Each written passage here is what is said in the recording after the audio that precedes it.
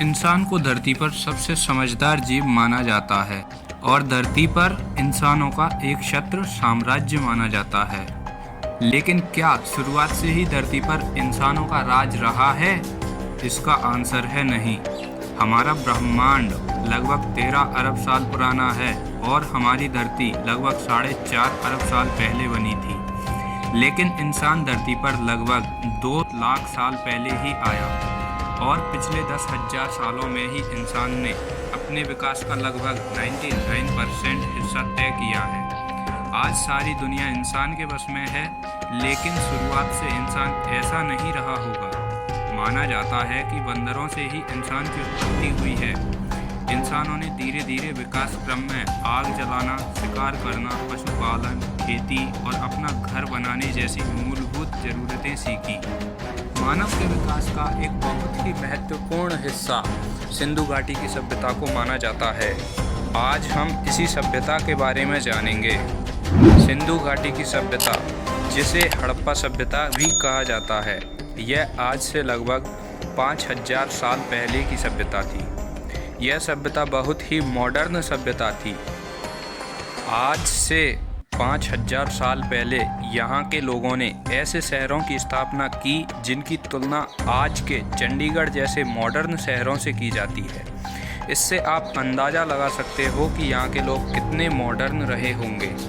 अभी तक इस सभ्यता के लगभग 2800 स्थान खोजे गए हैं। यह सभ्यता मुख्य रूप से पाकिस्तान में विस्तृत थी, लेकिन इस सभ्यता के कुछ बड़े नगर राजस्थान, हरियाणा और गुजरात में भी थे।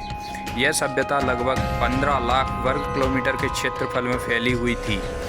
आज की सिंधु नदी की घाटी में स्थित होने के कारण इस सभ्यता को सिंधु घाटी की सभ्यता कहा जाता है। सिंधु सभ्यता में 7 बड़े नगर थे: हड़प्पा, मोहनजोदड़ो, लोथल, कालीबंगा, धौलावीरा, राखीगढ़ी और चन्हूदड़ो।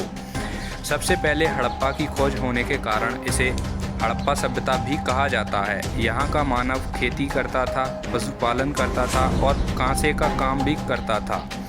लेकिन इस सभ्यता को इसके व्यापार के लिए जाना जाता है।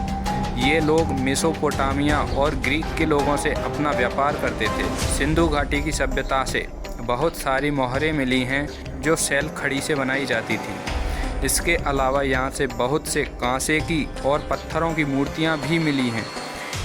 इनमें मोहनजोदड़ो से मिली पुरोहित की मूर्ति और कांसे की नग्न नर्तकी की मूर्ति सबसे ज़्यादा लोकप्रिय है। अपनी आधुनिकता में यह सभ्यता आज के कई शहरों को भी अपने आगे नहीं टिकने देती। यहाँ की सड़कें 10 मीटर तक चौड़ी हुआ करती थी और सड़कों के किनारे नालियाँ थीं। ये नालियाँ भी ढकी हुई थीं। हर घर में बाथरूम, कुआं और बड़ा सा आंगन हुआ करता था। मोहनजोदड़ो से एक बड़ा सा पानी का कुंड मिला है जो आज के स्विमिंग पूल के जैसा नहाने के लिए यूज होता था।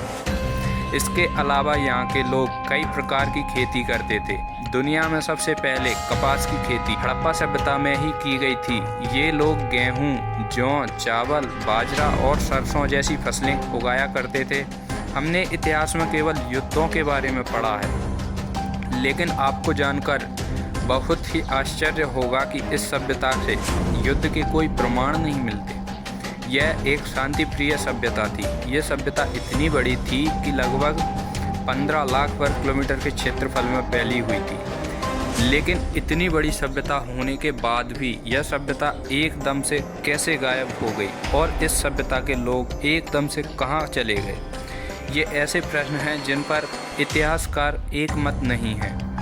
कोई कुछ कहता है और कोई और कुछ और कहता है। ज़्यादातर लोग मानते हैं कि यह सभ्यता सिंधु सरस्वती नदियों में आई बाढ़ में ख़त्म हो गई। कुछ लोग आर्यों को इस सभ्यता का विध्वंसक मानते हैं। लेकिन कुछ भी हो, इतनी बड़ी सभ्यता का एकदम से पूरी तरह गायब हो जाना किसी चमत्कार से कम नहीं है। वीडियो अच्छा लगा है तो वीडियो को लाइक करें और ऐसे ही शानदार वीडियो देखने के लिए चैनल को सब्सक्राइब करें।